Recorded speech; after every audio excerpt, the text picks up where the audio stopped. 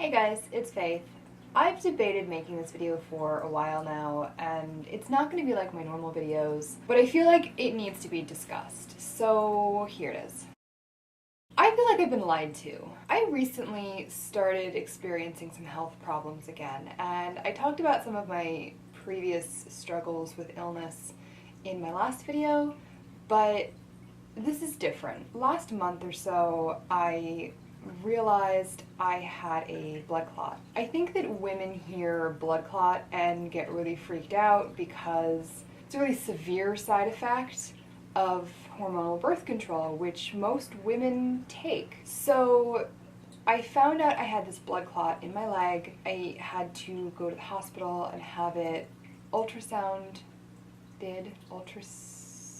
had to have an ultrasound. And they determined that it wasn't the super dangerous kind. It wasn't a what they call deep vein thrombosis.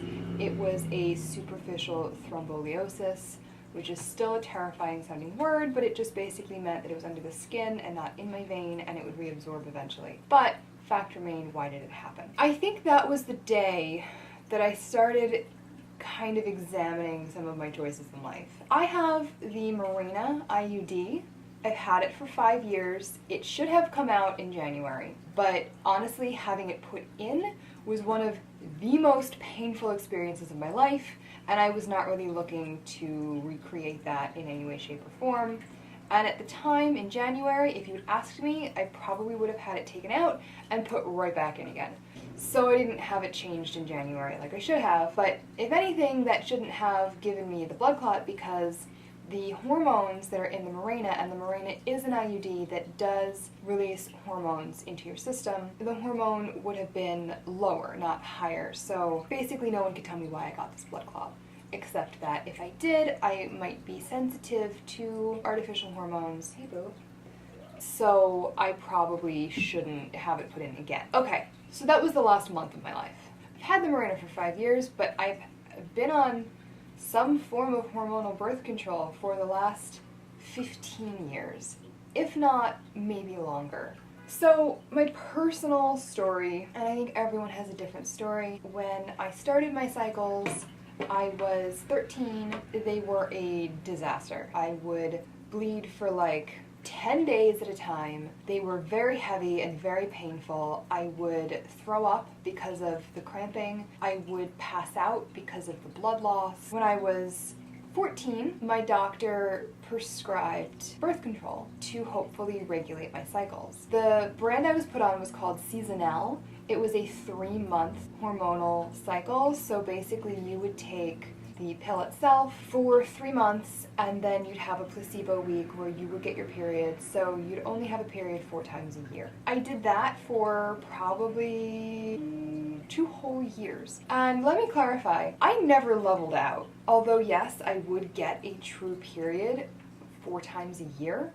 They were just as bad as they were before, and within that I would bleed through most months. It never really worked for me to begin with, but I did it for 2 years because what else was I going to do? This is the thing that really blows my mind. I was a child and I didn't know that this wasn't right, that I had any other option. I was basically feeling like your body is messed up and the only way to fix it is with these pills. Finally, after 2 years, when it really wasn't getting better, my doctor changed the pills, but still it was a 3-month cycle pill. I think the brand name was just different. They all have these weird flowery girl names. Same thing though, nothing changed. Absolutely nothing changed. Finally, when I was 25, I met a girl who had just put in a copper IUD. She was over the moon about it. She claimed that she had terrible periods and would get sick, and that she was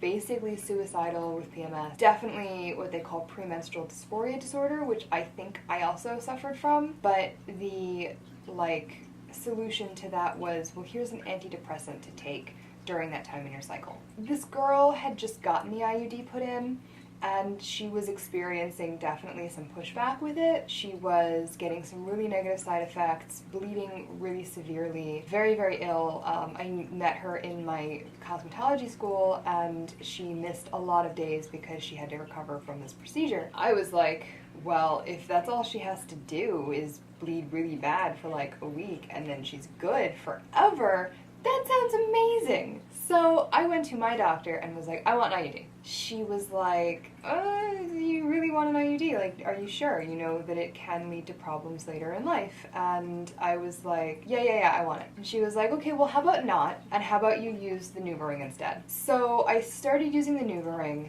and I did not have any luck with that. Basically, I bled the whole time I was on it. There was always some form of at least spotting going on. Finally, she was like, okay, so that's not working out for you.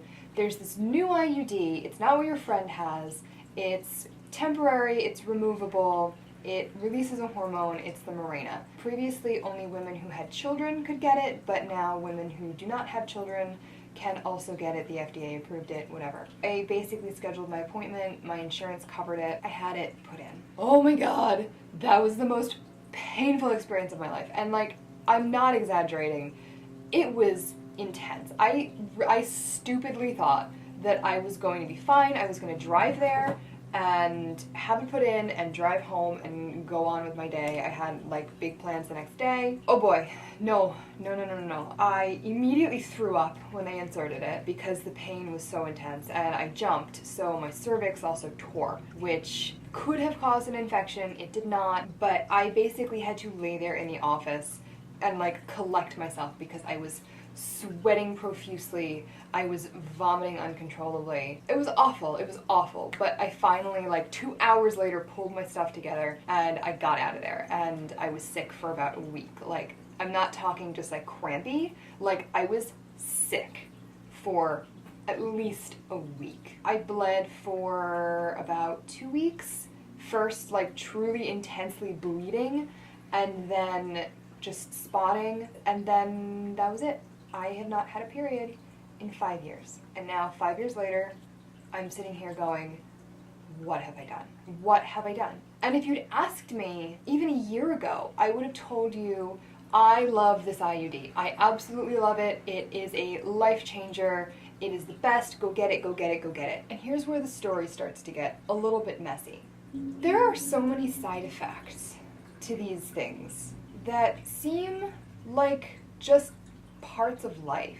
Like, so many of the things that I grew up just thinking were a part of growing up and being a woman, that I never questioned them. For example, my crippling anxiety and depression. I can't tell you how many things I have not done in life because I was so cripplingly anxious over it, or just beyond depressed, couldn't get myself out of bed. If you go to a doctor and say, I am so depressed, I don't necessarily want to die, but I don't want anything, they go, oh, here's a pill. Take this pill and you'll be good. So you take the pill. When you have migraines that are so bad that you lose weeks of your life because it hurts to look at lights, you go to a doctor and say, I have headaches so bad that I can't open my eyes some days, and they go, oh, here's a pill. Take this pill.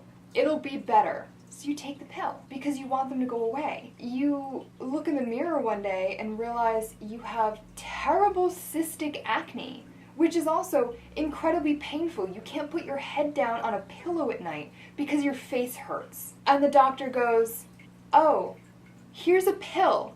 Take this pill. It might screw up your babies if you have any within the next 5 years, but take this pill, your face will feel better. So you take the pill because you want them to go away. And I'm like yelling right now, but I'm really angry, guys. I'm so angry. The more I read, and yes, you can find anything on the internet. If you want to know that, coconut water gives you brain cancer, you can look online and find it. I guarantee it. Someone has written a blog post about it. But I've been reading a lot, not just on the internet, but like books and articles. These are all known side effects of birth control pills and the IUD.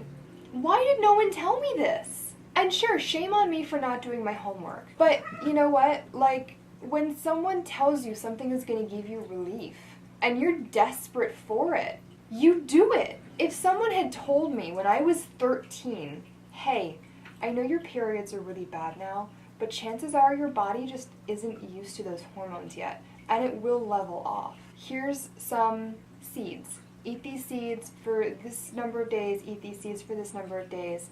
It'll probably gradually get better. I would have done it. If someone had handed me a thermometer and a piece of paper and said, here, take your temperature every morning when you wake up, and you'll begin to see patterns, and you'll know if something is wrong with your cycle, I would have done it. If someone had said to me, oh, that anxiety and depression you're feeling, it's probably because you're progesterone deficient, because your body is actually sourcing it from the device that's in your uterus right now, and it's not making it through the rest of your system, I would have said, oh my God, take this thing out of me right now. But no one ever said these things to me. And is it partially my fault for not addressing the right healthcare professionals? Maybe. But who would think that if you're having headaches every day, or you're getting panic attacks on a regular basis, that the doctor you should be seeing is not your psychologist, not your psychiatrist, not even your general practitioner, but your gynecologist? I never would have thought that waking up with bad hair days, like 3 months in a row, I should have gone to my gynecologist and said, hey, does my hair look thin and stringy to you? Because you go to a hairdresser. I don't think women know that they are complete systems most of the time. And here's where the betrayal kind of comes in, because I feel like feminism has done amazing things for us in so many ways, but in other ways, I think it's stigmatized a lot of things. And I think that I, as a woman today, have felt pressure to not be a woman by other women. If you don't have bigger ambitions of changing the world, then everything that our grandmothers fought for were in vain. I don't know where we got that idea from. And I think I've internalized a lot of self-hatred because I don't have those ambitions. I don't want to run a company. I don't want to have this high-powered career. I don't. I'm sorry. This all sounds so selfish. And see, that's what I mean. I've been trained to think this all sounds selfish and irrelevant. And I don't think it is irrelevant. I think that I was given the impression when I was young that my body was an inconvenience that stopped me from achieving more. Guys, I'm so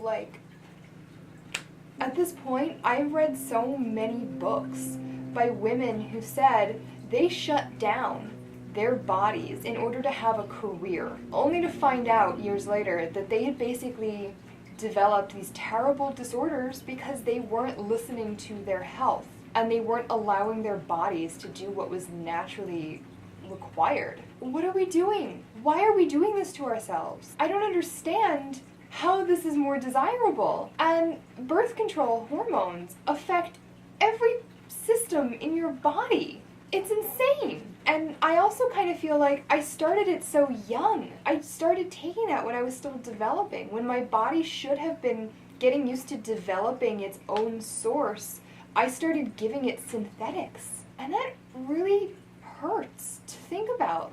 I've genuinely cried about this. And now I'm doing all this reading about things you can do to wean yourself off and reestablish your own hormonal balances. And guess what? The herbs that are recommended for amping up your own production and metabolizing your own hormones are the same herbs that are recommended to relieve so many of the symptoms I've struggled with my whole life.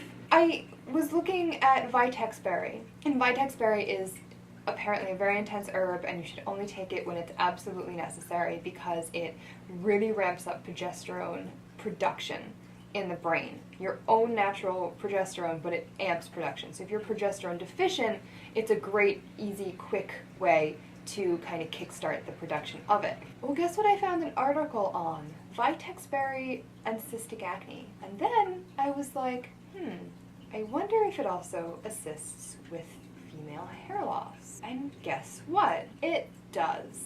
These things don't seem to be collected in any one place. I've had to hunt and peck Google search terms to put these pieces together. I don't know why we don't know more about this. If you had taken me out of class as a little girl and said, here's what's going to be happening. Your body is going to change. You're going to begin producing these hormones, and your body is going to thrive or fail to thrive depending on how these hormones are produced and how they cycle through your body. I would have been like, oh, okay, well, I want to be healthy, so how do I thrive? And if you had then handed me all of the tools that I needed, all of the information about what it means if you're getting anxious, what it means if you are getting headaches, what it means if your skin isn't great, I would have listened to all of this. I'm studying right now about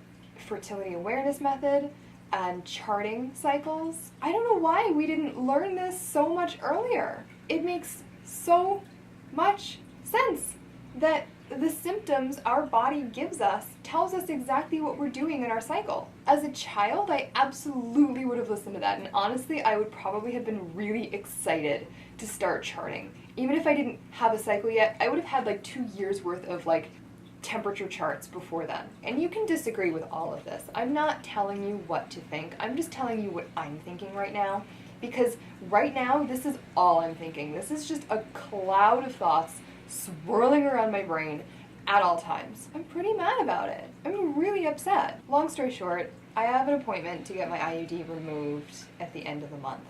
It was the soonest they could see me, it was the soonest they could take it out. I think I'm going to document this. Not the actual removal, you guys don't get to see that, sorry. But I'm going to document how I feel after, and how long it takes me to bounce back, and whether or not I can regulate myself at this point, because now I've been on hormonal birth control for 15 years, and 5 of those were with an implanted device. I think this is important because it's important to me, and if I'm going through it, someone else must be going through it. I've seen lots of videos on YouTube about Mirena and how it has ruined people's lives, but they usually figure that out within the first, certainly 3 years, and have it removed. So here I am on the flip side of 5 years, and let's see how my life goes after this. I'm really feeling this right now, guys, and it's been a really big struggle, and I've debated talking about it. I think it's been pretty clear in my last few videos that I don't feel well most of the time, and I'm tracing a lot of the things that I'm dealing with to now the progesterone deficiency that this device is probably causing. We'll see. We'll see going forward. I plan on updating you on the natural health practices that I put into effect to remedy this, as well as the actual physical symptoms and how quickly or not they go away. That will probably be a fairly regular feature on here coming up, in addition to all of my astrology and tarot and magic videos. And I do have some book reviews coming up for you guys, including some witchy books, so stay tuned. Thanks for watching.